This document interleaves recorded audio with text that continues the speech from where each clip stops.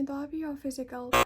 time လည်းမလုပ် permanent job လည်းမရှိဘဲနဲ့ပေါ့နော်ကျောင်းတက်နေတဲ့ဒီနှစ်တော့အတွင်းမှာအိမ်ကနေပြီးတော့ပတ်စံတောင်းစရာမလိုဘဲနဲ့ဘယ်လိုမျိုး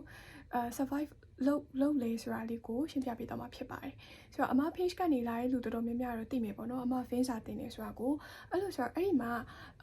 လာမေးကြတဲ့မောင်လေးညီမလေးရှိပေါ့နော်အထူးသဖြင့်ကလေးအဲ့လိုမျိုးကိုထက်နေတဲ့သူတွေလာမေးကြဘယ်လိုမျိုးမေးလဲဆိုတော့လာဖို့အတွက်လုပ်နေရဲဆိုတော့ကျောင်းတက်ရတဲ့3နှစ်4နှစ်စာအကုန်လုံးအတွက်ကိုအိမ်ကနေပြီးတော့မထောက်ပံ့ပေးနိုင်ဘူးပေါ့နော်လာဖို့အတွက်ပဲပံ့ပိုးပေးနိုင်တယ်ဒီကိုရောက်လာပြီးရဲ့နောက်ပိုင်းမှာကျန်တဲ့နှစ်တွေအတွက်ပေါ့နော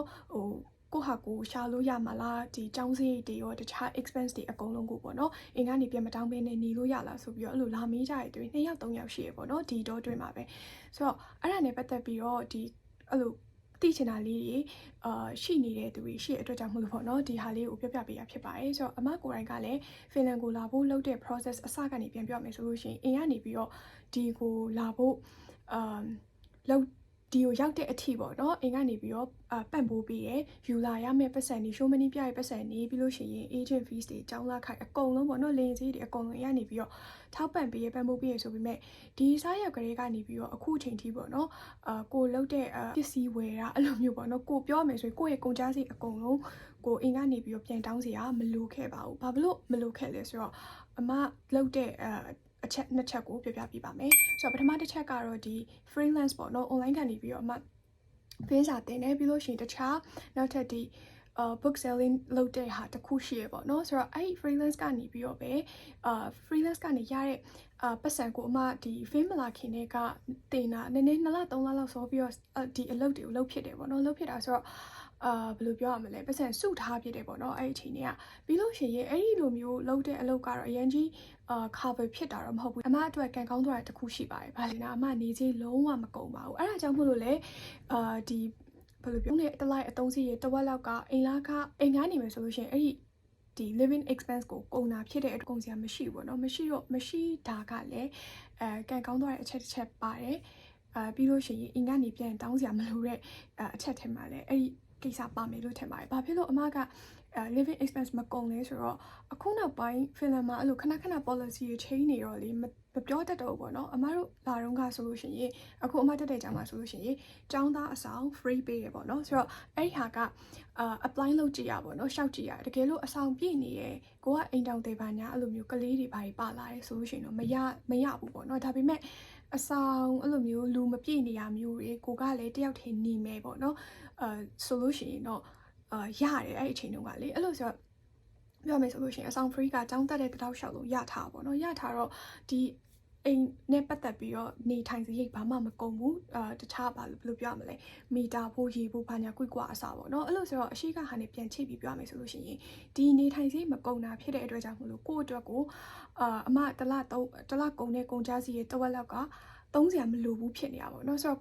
့ဘာပဲကုန်လဲဆိုတော့စားစရိတ်တောက်စရိတ်ရယ် transportation ကရယ်တခြားကိုဝယ်မဲ့အသုံးဆောင်ပစ္စည်းဝယ်တဲ့ဖိုးရယ်ခရီးသွားမယ်ဆိုလို့ရှိရင်ခရီးရလည်းအများကြီးသွားနေမှာမဟုတ်ဘူးပေါ့နော်ဆိုတော့ဒါဒီဟာဘိုးလောက်ပဲကုန်တယ်ဆိုတော့ဒီလိုမျိုးကုန်တဲ့အခါမှာတလပြဲမြဘယ်လောက်ကုန်လဲဆိုတော့ဒီ internet ဖိုးရယ်ပြီးလို့ရှိရင်transportation ရယ်နောက်တစ်ခါကျတော့စားတာတောက်တာရယ်ဆိုလို့ရှိရင်တစ်လကို150ကနေပြီးတော့200ယူရိုပေါ့နော်150ကနေ200ဝန်းကျင်ထိကုန်တယ်အဲ့လိုဆိုမြန်မာငွေနဲ့ဆိုလို့ရှိရင်10သိန်းလောက်ပဲကုန်နေပေါ့နော်အဲ့လောက်ပြန်မျှပဲအဲ့မှာကိုကဂျားထဲမှာအဲ့ထဲမှာကိုပစ္စည်းဝယ်တာတွေဘာတွေဥမာထားပါတော့3နာအရင်များသွားလိုက်ဆိုလို့ရှိရင်300ကနေ900လောက်ထိကုန်တယ်ခရီးတွေဘာတွေသွားဖြစ်တဲ့ဥမာနွေရာသီဆိုလို့ရှိရင်ခရီးဘာတွေသွားဖြစ်တဲ့အခါမှာဆိုလို့ရှိရင်တော့လေကုန်နေပေါ့နော်ဆိုတော့အဲ့လိုမျိုးကုန်တဲ့ expense တွေအကုန်လုံးဒီအမလုပ်တဲ့ဒီ online က side job ကနေရတဲ့ပတ်စံတွေကိုစုထားပြီးတော့ပဲသုံးဖြစ်တာဖြစ်တယ်ပေါ့နော်နောက်တစ်ခုကဘာလဲဆိုတော့အမဒီ Finland ကိုလာဖို့လုပ်တဲ့အချိန်တွေကဒီကအေးတယ်ဆိုတာသိရပေါ့နော်ကိုကလည်းအဲ့လိုအေးတဲ့အခါမှာခန္ဓာကိုယ်ကိုက်တက်တဲ့ယောဂရှိတော့တကယ်လို့ပေါ့နော်အမှန်တိုင်းပြောမယ်ဆိုလို့ရှိရင်အဲ့ online ကနေဥပမာတခြားခုနပြောခဲ့တဲ့အရှိကတခြားအလုပ်တွေဒီအမအတွက်အရင်ကြီးဟိုလိုမျိုး cover ဖြစ်နေရတော့မဟုတ်ဘူးဆိုတော့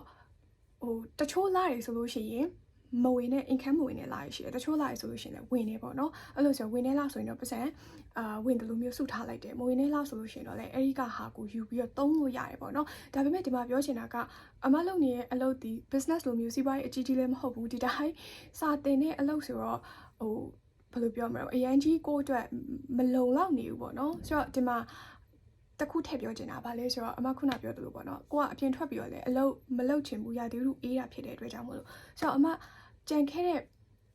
3-4 လလောက်တုန်းကဘာတစ်ခုကိုရှာတွေ့ထားလဲဆိုတော့ remote job တစ်ခုကိုရှာတွေ့ထားပါတယ်သူကဘာလဲဆိုတော့ဒီ Helsinki မှာပေါ့နော်Japan restaurant တစ်ခုပဲဆိုတော့ဒီအဲ့က chef ကစဖို့မှုက Finn လိုလည်းမတတ်ဘူး English လိုလည်းမတတ်ဘူး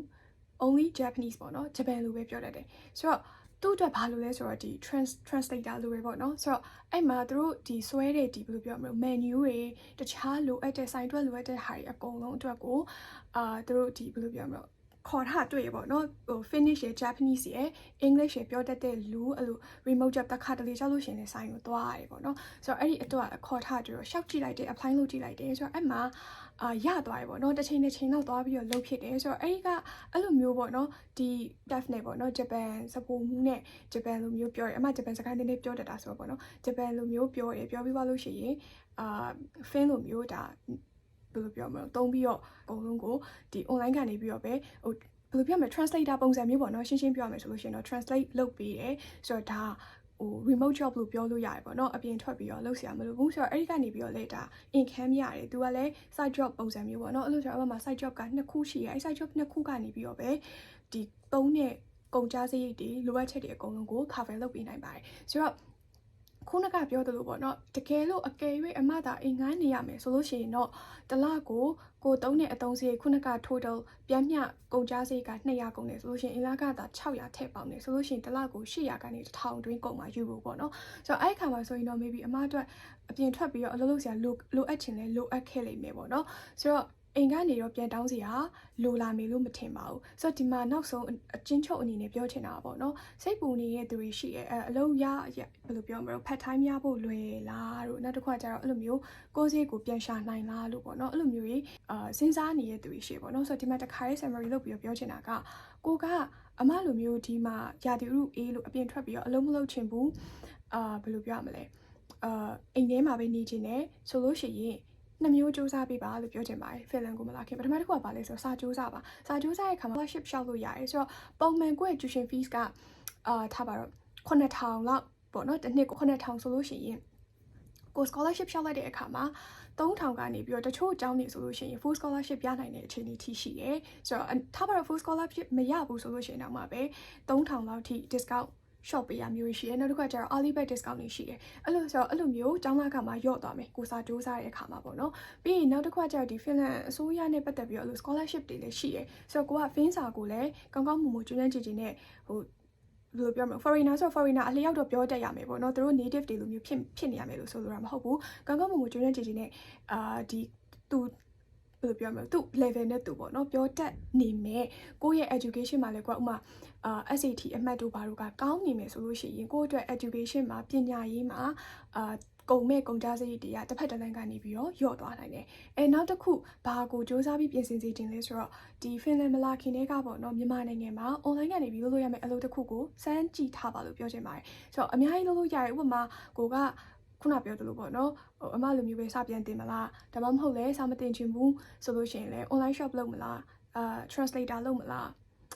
အများကြီးရှိရပေါ့နော်ဟို online နဲ့ပတ်သက်ပြီးတော့လုပ်လို့ရတဲ့ဟာတွေကဒါဥပမာပေးရပါတော့ဆိုတော့ဒီလိုဟာတစ်ခုကိုစထားပါလို့ပြောချင်ပါတယ်ဆိုတော့အဲ့ဟာဒီဘယ်လိုပြောမလဲကိုယ့်အတွက်ပေါ့နော်ကိုယ့်ရဲ့ link ကြီးမှာအရင်ကြီးတော့ 100% ကြီးအထောက်ကိုမပေးဘူး supporting မပေးဘူးဒါပေမဲ့အထောက်ပံ့တစ်ခုအနေနဲ့တော့ဖြစ်ပေးရပေါ့နော်ခုနအမပြောသလိုပေါ့အမကန်ကောင်းသွားတော့နေစရိတ်မကုန်ဘူးနေစရိတ်မကုန်တဲ့အချိန်မှာအကဲလို့များပေါ့နော်အမမှာတော့အဲ့လိုမျိုး side job တေးသေးလေးမရှိဘူးဆိုလို့ရှိရင်ဟိုနေစရိတ်မကုန်ပြီမဲ့လေဒီမှာကုန်မဲ့ကုန်ကြစိတ်တွေကိုအိမ်ကနေပြန်တောင်းနေရရင်တောင်းနေရမှာပဲဆိုတော့အကဲလို့မရှိခဲ့ဘူးဆိုလို့ရှိရင်ပေါ့နော်အခုကရှိနေရဖြစ်တဲ့အတွက်ကြောင့်မလို့ကိုကအဲ့ဒီကနေဝင်နေတလနည်းနည်းစီဝင်နေဟာတွေကနေပြီးတော့ကို cover လုပ်ပေးထားတယ်ပေါ့နော်ဆိုတော့အနေချင်းတော့အထောက်ပံ့ပေးရဲဆိုတော့အဲ့လိုမျိုးပြင်ဆင်လာခဲ့ပါလို့ပြောချင်ပါတယ်ဆိုတော့ကိုကစိတ်ပူနေတဲ့သူပေါ့နော်အိမ်ကနေပြီးတော့ ရောက်ဖို့ဒီကိုရောက်ဖို့အတိပဲထောက်ပံ့ပေးနိုင်တယ်ကျန်တဲ့နောက်ထပ်ကုန်မဲ့ကုန်ကြစိတ်တွေအကုန်လုံးကိုတယောက်ထဲအတွက်ရှာနိုင်မှာလားဆိုပြီးတော့စဉ်းစားနေတဲ့သူတွေကိုပြောချင်တာပါကိုကစချင်းရောက်တဲ့1လ2လ3လကတော့ cut လုပ်တာတွေဘာညာ quick process နဲ့ကြာရင်ကြာနေနိုင်လိမ့်မယ်ကိုကသူများနဲ့မတူဘဲနဲ့ပေါ့နော်စူးစမ်းပြီးတော့ကြိုးစမ်းနဲ့ရှာမယ်နောက်တစ်ခုကိုအတွက်ကိုမှာသူများနဲ့မတူတဲ့ skill တစ်ခုရှိနေမယ်ပေါ့နော်အမဆိုလို့ရှိရင်ခုနကဒီ Japan translator အလုပ်ကိုရသွားရဆိုတာကလည်းသူကလိုအပ်တဲ့ requirements က3ခုပေါ့နော် fail လိုမျိုးလဲနည်းနည်းပါးပြောတတ်ရမယ် English လိုပြောတတ်ရမယ် Japan လိုလည်းပြောတတ်ရမယ်ဆိုတော့တကယ်လို့များကိုက Japan လိုပြောတတ်မနေဘူး fail နဲ့ English ပဲပြောတတ်နေတဲ့သူဆိုလို့ရှိရင်ဒီဟာကရမှာမဟုတ်ဘူးကိုက Japan လိုပဲပြောတတ်ပြီးတော့ English လိုလည်းမရတဲ့သူပေါ့နော် Japan နဲ့ fail ပဲရပြီးတော့ English လိုလည်းမရတဲ့သူဆိုလို့ရှိရင်ဒီအလုပ်ကအဆင်ပြေပါမဟုတ်ဘူးအဲ့လိုဆိုတော့ကိုမှသူများနဲ့မတူတဲ့အဲ့လိုမျိုး skill တစ်ခုရှိနေမယ်တကယ်လို့စူးစမ်းခြင်းစိတ်ရှိတဲ့သူဆိုလို့ရှိရင်ဘယ်နေရာမှာမဆိုပေါ့နော်ကိုအတွက်လမ်းကြောင်းတစ်ခုကတော့ပွင့်လာမယ်လို့ထင်တယ်အဲ့ဒါတစ်ချက်ပေါ့နော်အဲ့လိုဆိုတော့ကိုကနိုင်ငံခြားထွက်ဖို့တော့ကြိုးစားဒါဖင်လန်မှမဟုတ်ဘူးပေါ့နော်ဖေးနိုင်ငံပဲတော်ကိုကနိုင်ငံခြားထွက်ဖို့လုပ်နေတဲ့သူဖြစ်တယ်ဆိုလို့ရှိရင်နိုင်ငံခြားမထွက်ခင်တည်းကကို online ကနေပြီးတော့ဘယ်လိုမျိုးပတ်စံရှာလို့ရမလဲဆိုတာလေးကိုစဉ်းစားလာခဲ့ပါလို့ပြောချင်ပါတယ်နောက်ပိုင်းမှာပေါ့နော်ဒီမှာကအပြင်ထွက်ပြီး physical အနေနဲ့ part time လုပ်တာတွေဘာတွေကဒါနောက်ပိုင်းကိစ္စဒါကအရင်ကြီးဘယ်လိုပြောမလို့မမျော်လင့်ထားနေလို့ပြောချင်တယ်မမျော်လင့်ထားနေဆိုတာမရဘူးလို့ပြောတာမဟုတ်ဘူးเนาะအဲ့ဒါကနောက်ပိုင်းမှဒီရောက်ပြီးတော့မှကိုသွားမဲ့နိုင်ငံမှာရောက်ပြီးတော့မှရှာရမယ့်ကိစ္စအဲ့ဒီကိစ္စကိုခဏထားပြီးတော့ကိုအရင်လက်တလောမှာပေါ့เนาะလုံးလို့ရမယ့်ဟာကိုစဉ်းစားလာပါပြီးလို့ရှိရင်စာလဲစူးစမ်းပါလို့ပြောချင်ပါတယ်ဆိုတော့ဒီအမမလည်းဒီမှာအဆောင် free ရတယ်ဆိုတာကဟိုလိုမျိုးအလကားရသွားတာမဟုတ်ဘူးပေါ့နော်သူတို့ interview လုပ်တယ်ကျောင်း interview လုပ်တယ်ကျောင်း interview အောင်တဲ့သူမှပဲရတာပေါ့နော်အဲ့လိုဆိုတော့တနည်းအားဖြင့်စာလောက်ထားမှပဲဒီအခွင့်အရေးကိုရတာပေါ့နော်ဆိုတော့အလွယ်လွယ်ကူကူချင်းရထားတဲ့အရာတော့မဟုတ်ဘူးပြောချင်တာကအဖက်ဖက်ကနေပြီးတော့တက်နိုင်တဲ့လောက်စူးစမ်းပါအဓိက main point ကတော့2ချက်ပေါ့နော်ခုနကပြောခဲ့တဲ့လိုမျိုးဘယ်လိုမျိုးကိုဒီရောက်ပြီးတဲ့အခါမှာတခါအဲ့ကနေပြီးတော့မလာခင်တဲ့က plan ပေါ့နော်ကိုသွားမယ့်နိုင်ငံကိုရောက်တဲ့အခါမှာငါဘယ်လိုကြီးလုပ်မယ်မရောက်ခင်ကတည်းကပေါ့နော်ပတ်စံဘယ်လိုမျိုးဝင်အောင်လို့ရှာမလဲဆိုရယ် plan A ရဲ့နောက်တစ်ခုကကျတော့ရောက်လာပြီးပြီအဲ့ဒီ plan A ကလည်းကိုအတွက်အထိုက်လျောက်တော့ဝင်နေရဒါပေမဲ့ဒီဘက် channel ကတည့်ရတဲ့အတိုင်းပဲဇရိတ်ကြီးရပေါ့နော်ဆိုတော့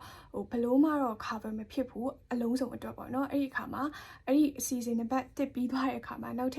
တစ်ခုပေါ့နော်ဒီနိုင်ငံထဲမှာလုပ်လို့ရမယ့်ဟာကိုစဉ်းစားပါကိုကထားပါတော့အပြင်ထွက်ပြီးတော့ part time လုပ်ချင်တယ်ဆိုလို့ရှိရင်လည်း part time ပေါ့နော်ဒါမှမဟုတ်လဲခုနကလိုမျိုး remote job လုပ်ချင်တယ်ဆိုလို့ရှိရင်လည်း remote job တစ်ခုခု part time တစ်ခုခုကိုရှာကြည့်ပေါ့နော်အဲ့လိုမျိုးလေးလုပ်ချင်အဖြစ်လဲဒါအမတို့အနေနဲ့ကိုယ့်ရဲ့ opportunities ကလည်းရှိနေတယ်ကံကလည်းကောင်းနေရဆိုလို့ရှိရင်ကိုရန်ထိုင်နိုင်ငံမှာပေါ့နော်မိဘတွေကိုဘာမှထပ်ပြီးတော့ကြောင်းကြပူပဲနေစရာမလိုဘဲနဲ့တယောက်တည်း survive လုပ်နိုင်မယ်လို့ထင်ပါတယ်ဒါဆိုရင်ဒီနေ့ဗီဒီယိုလေးကအကုန်လုံးအတွက် motivation တစ်ခုပေးချင်လို့ပေါ့နော် motivation တစ်ခုဆိုတာကနိုင်ငံခြားထွက်ဖို့လုပ်နေတဲ့မောင်လေးညီမလေးရှိမှာပေါ့နော်ဆိုတော့သူတို့အတွက်စိတ်ပူပဲနေရတယ်ဒီကျောင်းလာကဒီနေထိုင်စရိတ်တွေအဲ့လိုမျိုး expense တွေနဲ့ပတ်သက်ပြီးတော့စိုးရိမ်ပူပန်နေရတယ်ကိုဒီစူးစမ်းတဲ့လိုမျိုးကိုလုံနိုင်နေဆိုတာလေးကိုပြောပြပေးသွားတာဖြစ်ပါတယ်ဒါဆိုရင်တော့တတနောက်ဗီဒီယိုဒီမှာဆက်တွေ့ပါမယ်